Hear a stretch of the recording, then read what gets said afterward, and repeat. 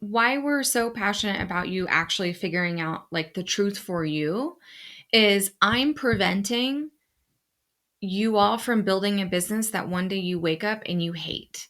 Yeah. And it didn't get you more time back. Maybe you made more money, but you realized a little too far down the path that money wasn't the motivating thing. It was the time or what you could do with that money. Mhm. Um, I can't tell you how many times we've talked with clients who are like, here's the next phase of what I think my business should do because I should be growing, I should be scaling, I should be up leveling, which you literally do not have to ever.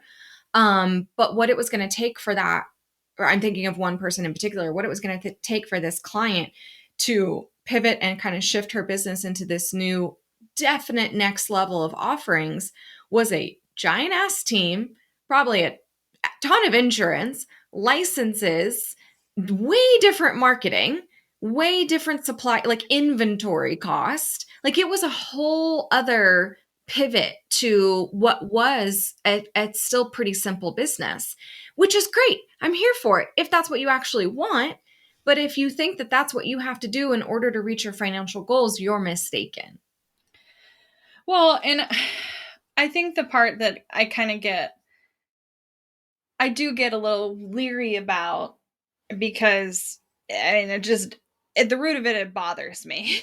I think a lot of this comes up because we are completely self aware that most women are required to bootstrap every phase of growth. Mm-hmm. And if you look at VC funding in 2021, only 2% of VC funding went to female founded companies.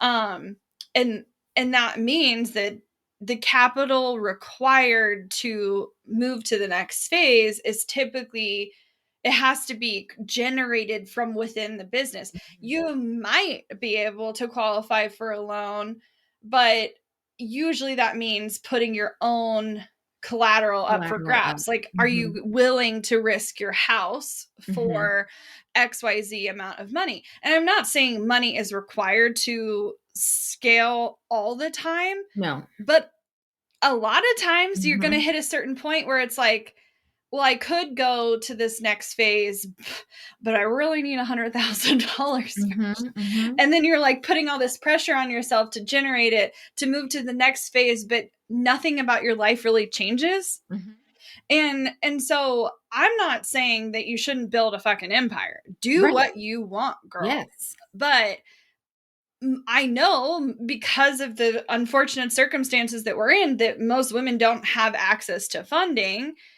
that businesses are funding lifestyles more than they are funding massive growth. Right. And so are you after a lifestyle business or are you trying to do something different? And if it is a lifestyle business, then we need to consider all the moving parts and pieces because it affects you because you Yep. are running the show. Yep.